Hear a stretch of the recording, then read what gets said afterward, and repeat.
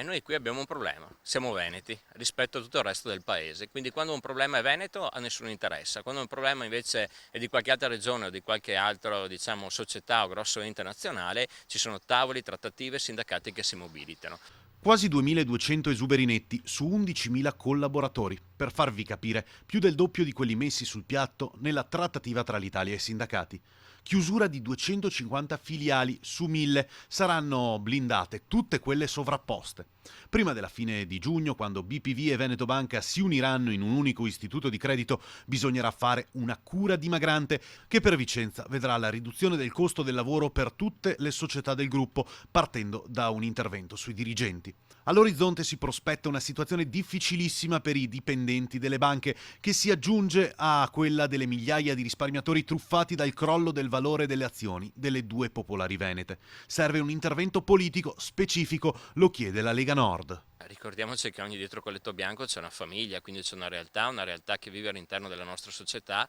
che poi ovviamente quando perde un posto di lavoro ricade su tutta la società veneta, perché ricordiamoci che poi gli ammortizzatori sociali e gli aiuti sociali sono pagati con i soldi delle nostre tasse. Quindi come il governo si è mobilitato per salvare la Monte Paschi di Siena e le tante banche amiche del centro Italia, non vedo perché non si stiano mobilitando anche per salvare delle banche venete